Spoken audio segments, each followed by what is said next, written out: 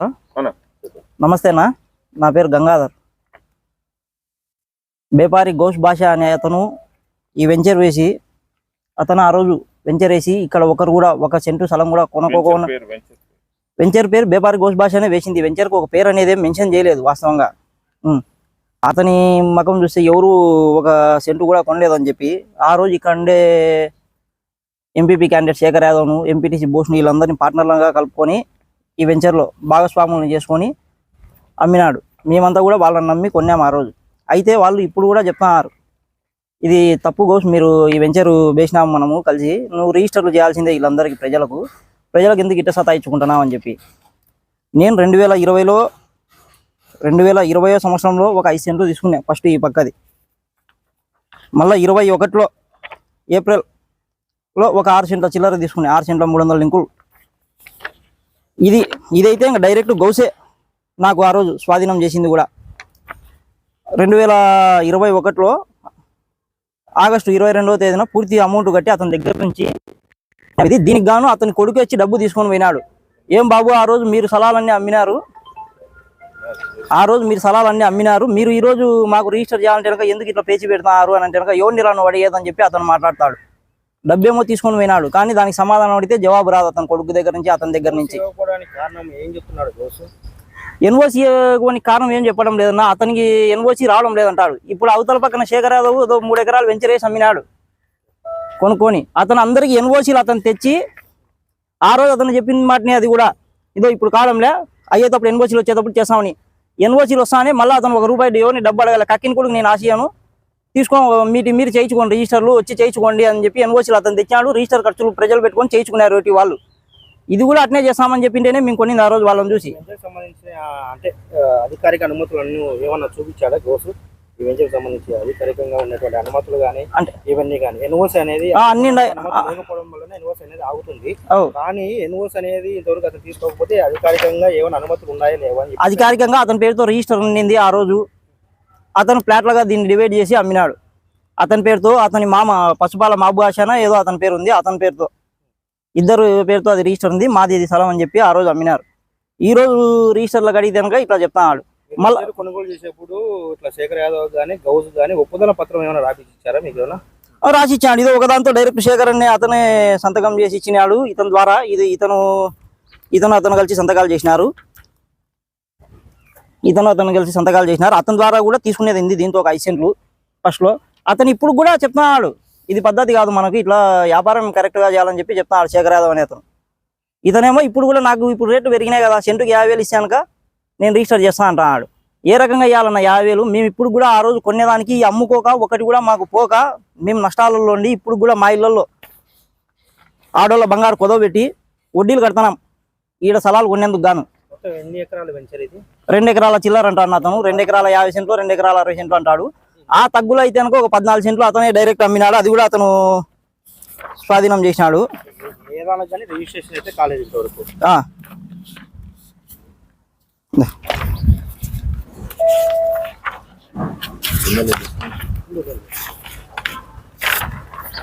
బేపారి ఘోష్ భాష ఈ 14 సెంట్లలో అతన్ని కాకపోయినా కూడా అతను ఇది నాదే అని చెప్పి అమ్మినాడు. ఇంకొక అతను హైదరాబాద్ నుంచి వస్తాడు, ఎప్పుడంటే అప్పుడు వస్తాడు, ఇది మాదని చెప్పి వచ్చి మేము ఏదైనా కట్టుకునేటందుకు దొబ్బిచ్చేసి పోతాడు క్లీన్ చేసుకొని. 2 ఎకరాల 14 సెంట్లకు కానీ ఎక్కడ కానీ రిజిస్ట్రేషన్ అయితే కావడం లేదు. అయితేనాయి ఇతను ఎన్ఓసీలు తేవడంలే చేయడంలే, మా దగ్గర ఏమో డబ్బులు తీసుకున్నాడు. ఎంతమంది బాధితులు ఉన్నారు? దాదాపు 34 కుటుంబాలు నాయన. మేము పోయి మళ్ళీ శేఖర్ కాడ అడిగితే కనుక శేఖర్ యాదవ్ కూడా ఏమన్నా అంటే భూమికి కట్టాల్సిన శిశు ఉంటుంది సంవత్సరానికి 350 ఎంతో కొంత ఉంటుంది సెంటుకు, అది మీరు కట్టుకోండి అని అంటే కనుక దానికి ఓకే రైట్, మేము అనుభవంలోనే చెప్పి అనుభవం మా చేతుల్లో ఇది వచ్చినప్పటి నుంచి మేము కడతామంటున్నాం ఆ శిశు అనేది. ఇతను అది 350 కడతాం మేము అని చెప్పినా కూడా రెస్పాన్స్ కావడం లేదు దీనికి. ఇప్పటి వరకు మీరు గౌస్ను పలుసార్లు పోయి కలిసినప్పుడు కూడా ఏమైనా బెదిరింపులు కానీ పోయి అడిగితే కనుక 2-3 సార్లు అతను తిట్టడము, అతని ఫ్యాక్టరీ కాడికి రా అంటాడు, అతను ఇక్కడికి రాడు, వెంచర్లోకి రాడు, డబ్బు తీసుకునే చోటికి రాడు, డబ్బులేమో ఇక్కడ మా దగ్గరకు వచ్చి తీసుకొని పోయినాడు. ఈ రోజు అతని కాడికి రమ్మంటాడు, అతని కాడికి పోతే బెదిరిస్తాడు, ఫ్యాక్టరీ కాడికి పోతే. దీనికి సంబంధించి మీరు పంచాయతీ ఆఫీసులో కానీ ఇట్లా పోలీస్ స్టేషన్ కంప్లైంట్ ఏమైనా ఇచ్చారా? ఏం లేదన్నా, కొన్నాడి సార్ దగ్గర కూడా చెప్పినాము ఓసారి. కొన్నాడి సార్ కూడా ఒక 6 నెలల కిందట ఇతనికి ఇది తప్పు ఘోష్, ఇట్లా చేయకూడదు, మీరు చెయ్యి ఒకటి వాళ్ళకి రిజిస్టర్ చేసి వాడే ఎందుకు ఇట్లంతా చేస్తున్నావు నువ్వు, ఎందుకు ఇబ్బంది పెడుతున్నావు నువ్వు అని చెప్పి చెప్పినాడు. పంచాయతీ ఆఫీస్ సెక్రటరీ గారిని ఎవరైనా కలిసి సెక్రటరీ గారిని అయితే ఏం కలిసలేదు. మరొకసారి జరగకుండా మీరు ప్రభుత్వాన్ని ఏ విధంగా ప్లాన్ చేస్తున్నారు? నాకు రిజిస్టర్లు చేస్తే ఇలాంటివి జరగవు కదా. ప్రభుత్వాన్ని ఏ విధంగా మీరు ఎమ్మెల్యేని కానీ లేకపోతే పంచాయతీ అధికారులను కానీ మీకు ఎలాంటి న్యాయం కావాలని కోరుకుంటున్నారు? మాకు రిజిస్టర్లు చేసే కనుక చాలని నమ్మాం మేము అంతే. అదే మాకు జరిగే న్యాయం. అప్పటికి ఎలాగ సంబంధించారు మీరు కలిశారు కదా? లేదు, కొన్నాడి సార్తో మాట్లాడినప్పుడు కొన్నాడి సారు ఇది తప్పు, నువ్వు ఏదైనా ఆ పిల్లోడు నీకు ఏదైనా డబ్బులు బాకీ ఉంటే కనుక నువ్వు తీసుకోవాలంటే కనుక మనమైతే ఎటువంటి డబ్బులు అతనికి బాకీ లేము. అది అడిగినా కూడా అట్నే ఉండాలి. మళ్ళా మనం ₹1 అతనికి బాకీ లేము కాబట్టి మనకు కొన్నాడి సార్ కూడా ఆ రోజు చెప్పాడు. కొన్నాడి సార్ దగ్గర సార్ నేను చేస్తా సార్ అంటాడు. ఎప్పుడు అడిగినా ఆ నుంచి దాటుకొని వస్తానే ఏం రా వాళ్ళు చెప్తే నేను చేయాలన్నా. ఇంకా కొంచెం వల్గర్గా కూడా మాట్లాడతాడు అతను. ఇప్పుడు మీరు ఏమైనా పోలీస్ కంప్లైంట్ ఏదలుచుకున్నారా? ఏమైనా పోలీస్ కంప్లైంట్ కానీ పంచాయతీలో కానీ ఫిర్యాదు చేయాలని ఏమైనా అనుకుంటున్నారు ఇతని పైన?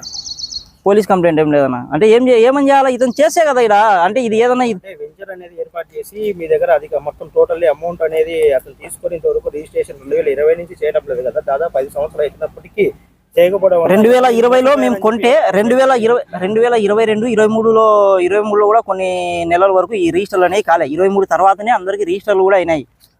ఆ పక్కన వాళ్ళు కూడా శేఖర్ యాదవ్ వాళ్ళు కూడా 23 తర్వాతనే చేసినారు అందరికి రిజిస్టర్లు.